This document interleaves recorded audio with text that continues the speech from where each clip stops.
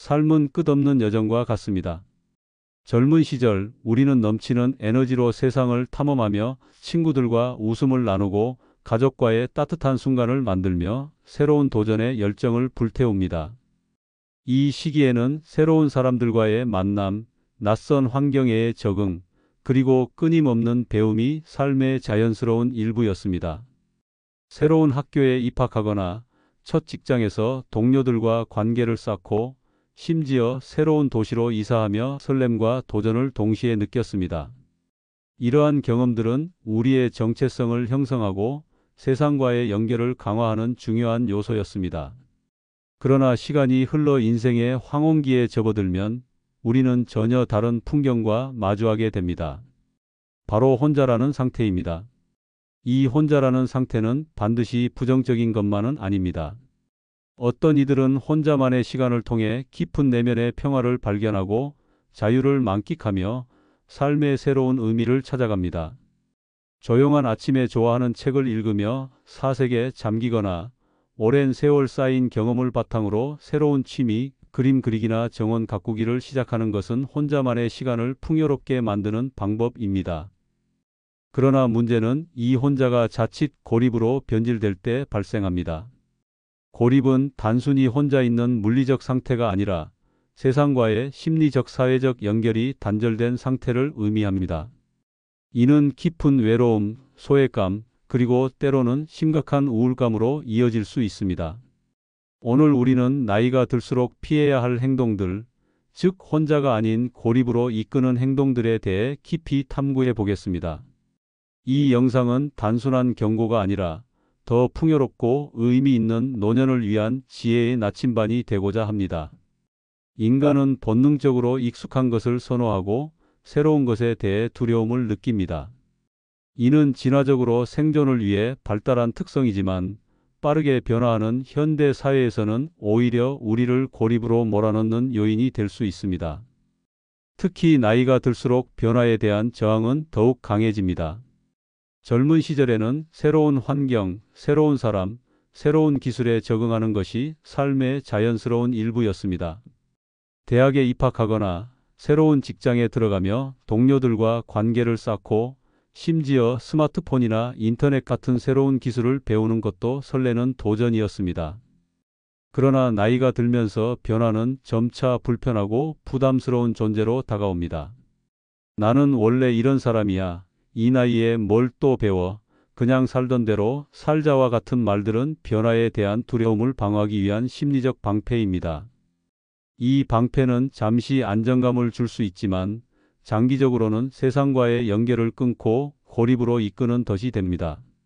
심리학 연구에 따르면 나이가 들면서 새로운 것을 배우는 데 대한 저항은 인지적 경직성과 관련이 있습니다. 이는 새로운 정보를 받아들이고 기존의 사고방식을 수정하는 데 어려움을 겪는 상태를 의미합니다. 2020년 미국 심리학회에서 발표된 연구에 따르면 60세 이상의 성인들은 디지털 기술을 배우는 데 있어 젊은 세대보다 더 큰 심리적 장벽을 느낀다고 합니다. 이는 기술 자체의 복잡성 때문이라기보다는 실패에 대한 두려움과 새로운 학습에 대한 자신감 부족 때문입니다.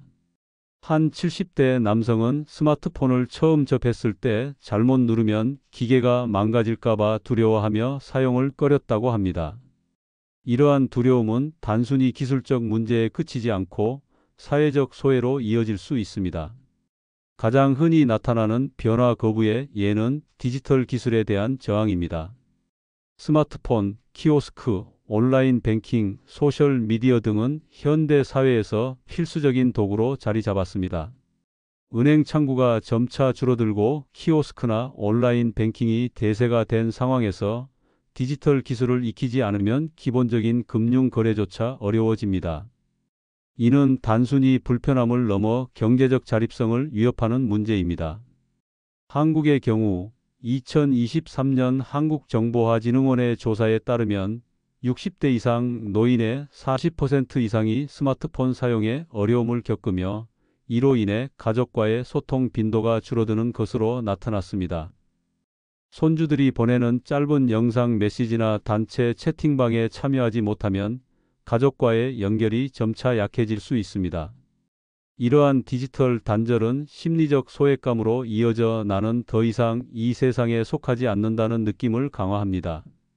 디지털 기술은 단순히 도구적 기능을 넘어 사회적 관계를 유지하는 데 중요한 역할을 합니다. 친구들과의 단체 채팅방에서 소식을 나누거나 소셜미디어를 통해 새로운 정보를 얻는 것은 현대 사회에서 필수적인 연결고리입니다. 이를 거부하면 단순한 불편함을 넘어 사회적 관계 자체가 단절될 수 있습니다. 한 65세 남성은 친구들이 단체 채팅방에서 모임을 계획하는 데 참여하지 못해 점차 소외되었고 결국 친구들과의 만남이 줄어들었다고 합니다. 또한 디지털 기술은 공공 서비스 이용에서도 필수적입니다. 병원 예약, 공공기관의 민원 처리, 심지어 대중교통 이용에서도 스마트폰 앱이나 키오스크가 점차 일반화되고 있습니다. 이러한 기술을 배우지 않으면 일상생활의 기본적인 활동조차 제약을 받게 됩니다. 변화에 대한 거부는 기술뿐 아니라 인간관계에서도 나타납니다. 나이가 들면 우리는 젊은 시절의 친구나 익숙한 관계에 안주하려는 경향이 있습니다. 새로운 세대, 다른 가치관을 가진 사람들과의 교류를 꺼리며 새로운 관점을 차단합니다. 이는 세대 간 갈등을 넘어 새로운 관계를 형성할 기회를 스스로 막는 행동입니다. 지역사회 모임이나 동호회에 참여해도 자신의 경험만을 고집하며 타인의 이야기를 무시하면 새로운 친구를 사귀기 어렵습니다. 사회학자 로버트 퍼트남은 그의 저서에서 현대 사회의 사회적 자본이 점차 감소하고 있다고 지적했습니다. 특히 노년층에서는 새로운 관계를 형성하는 데 적극적이지 않으면 기존의 관계가 자연스럽게 줄어들면서 고립감이 커질 수 있습니다. 한 68세 남성은 퇴직 후 동호회에 가입했지만 자신의 옛 직장 이야기를 반복하며 다른 회원들의 이야기에 관심을 보이지 않아 결국 모임에서 소외되었습니다.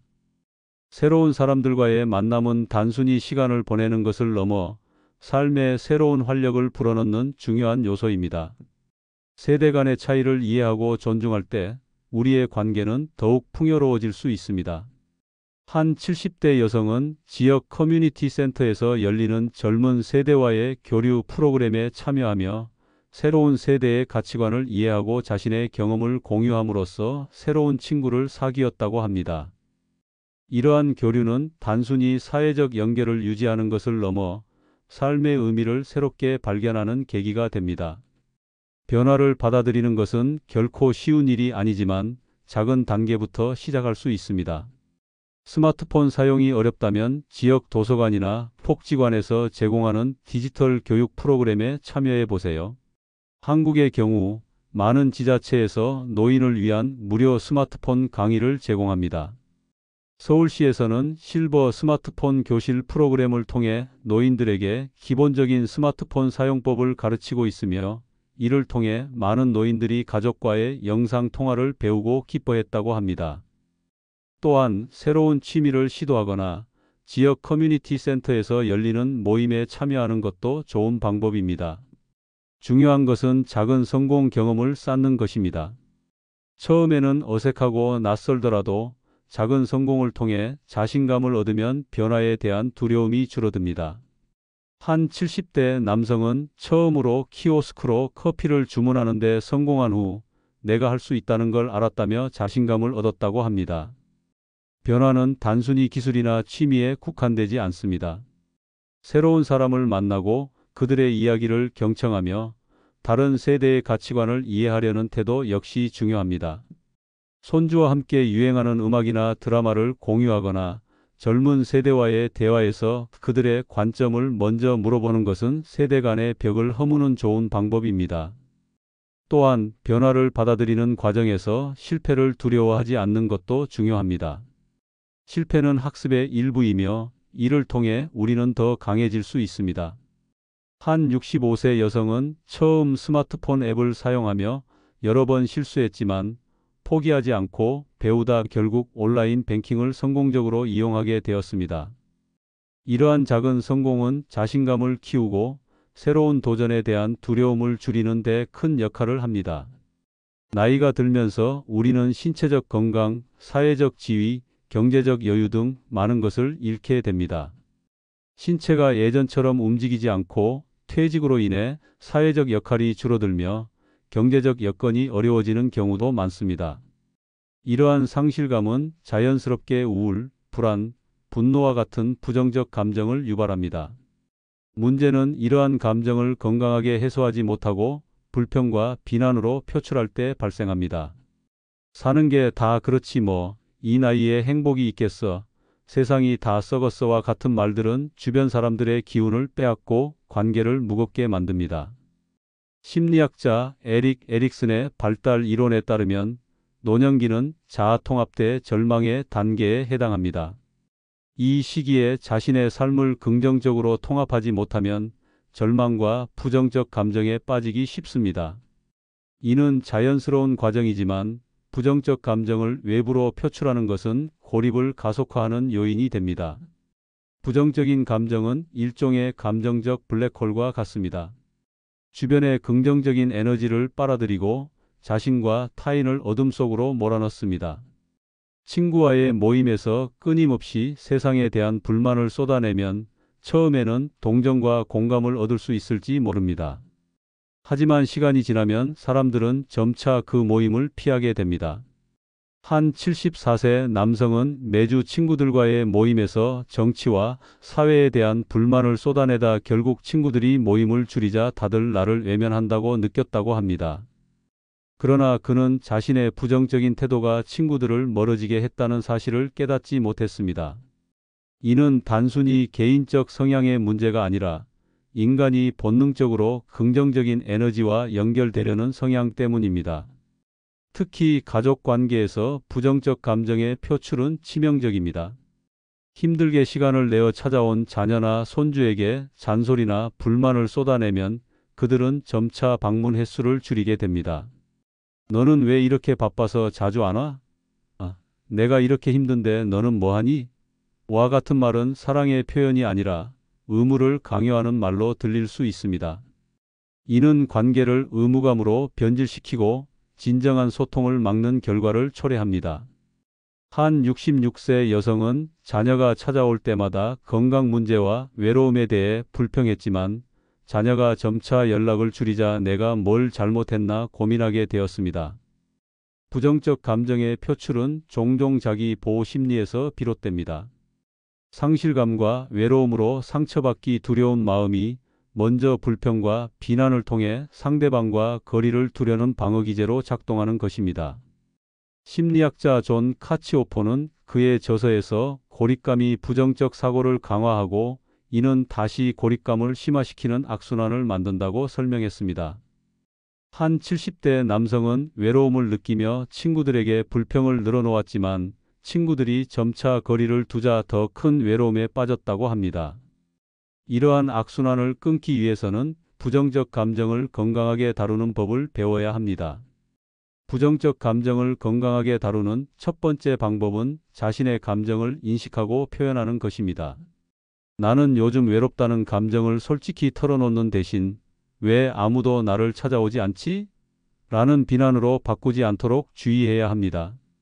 감정 일기를 작성하는 것은 자신의 감정을 이해하고 정리하는 데 큰 도움이 됩니다.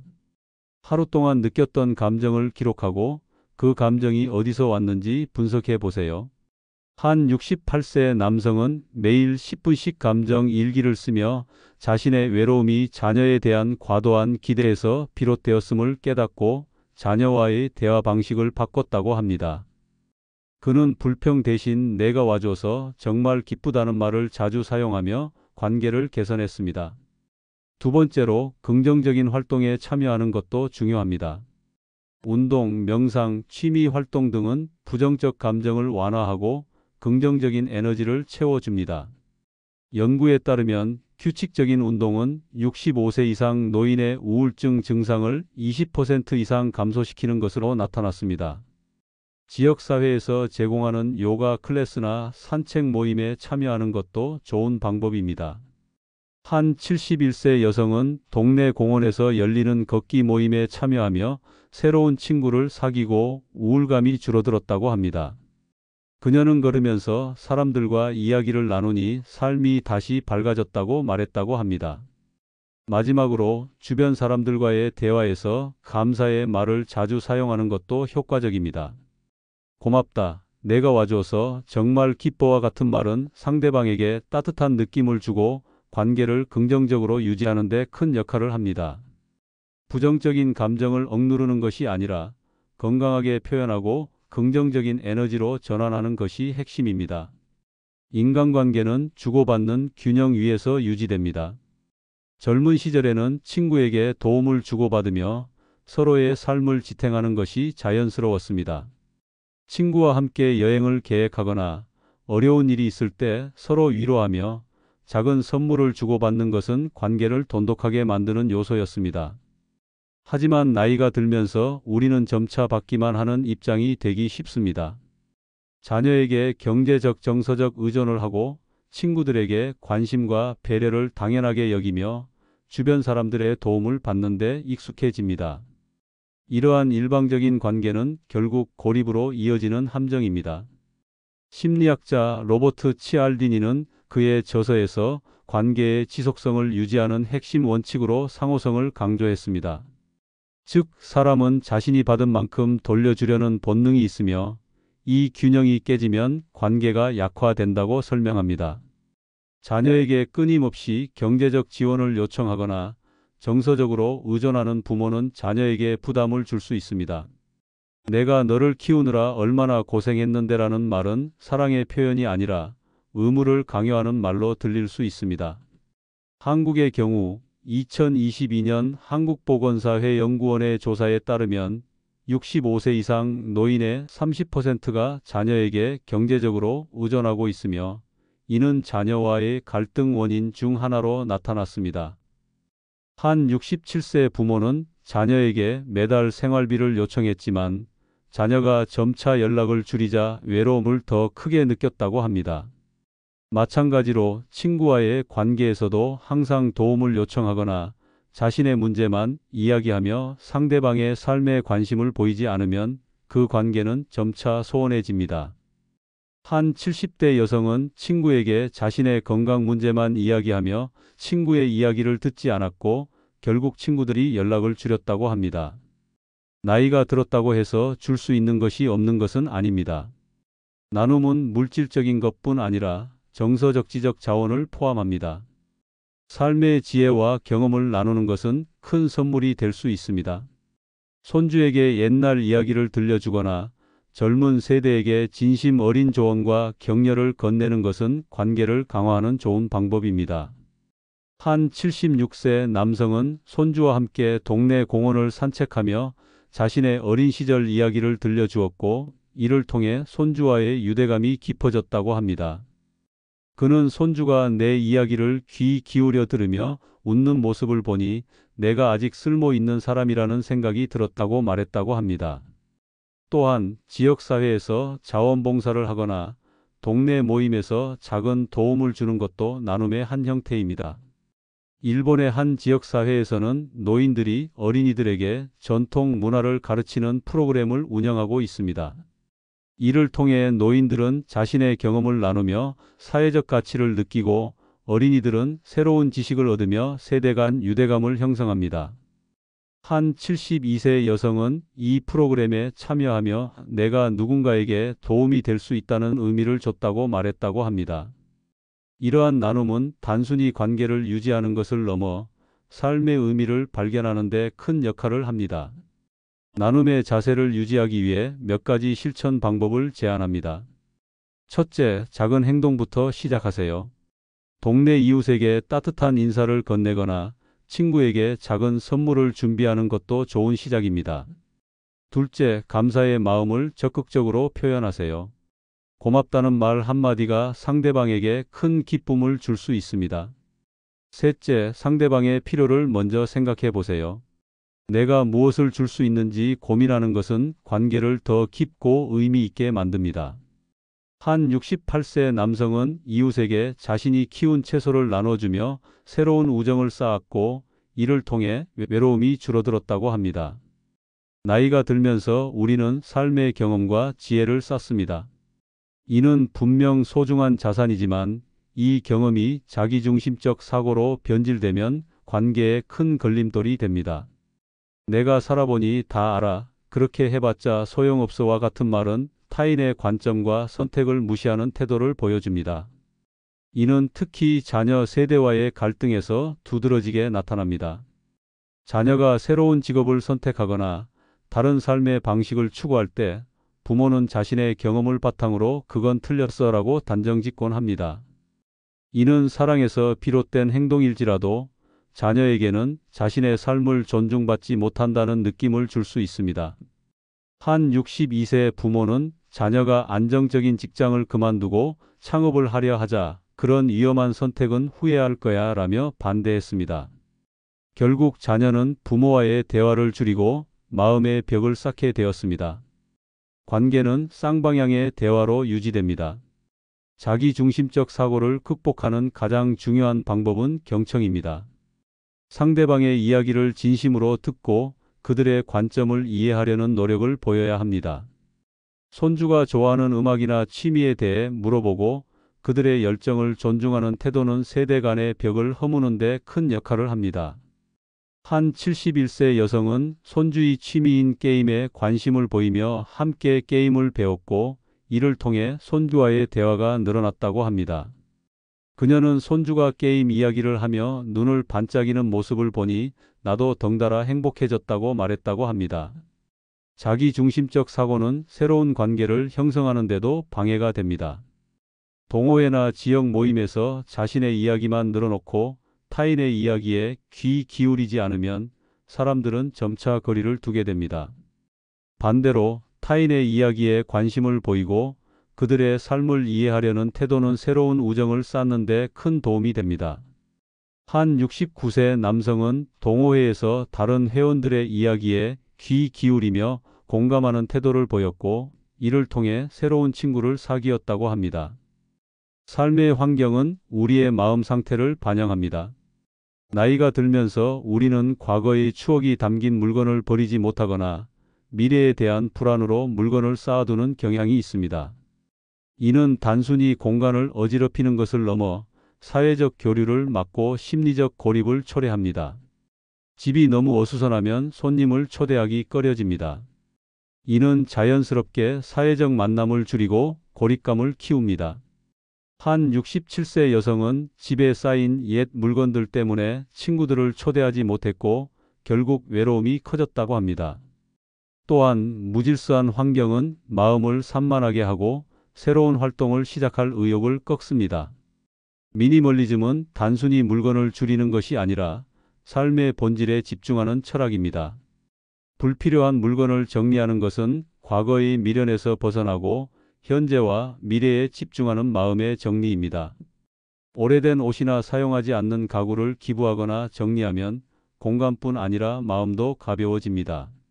한 72세 남성은 집을 정리한 후 마음이 한결 가벼워졌다며 새로운 취미인 수채화 그리기를 시작했다고 합니다.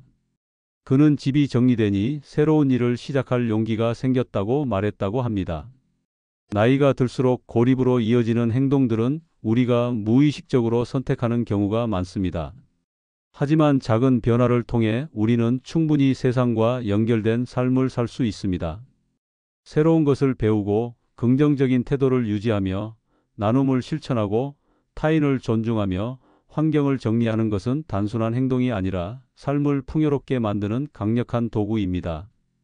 오늘 이 영상이 여러분에게 작은 나침반이 되어 더 행복하고 연결된 노년의 삶을 향해 나아갈 수 있길 바랍니다. 도움이 되었다면 구독과 좋아요 부탁드립니다.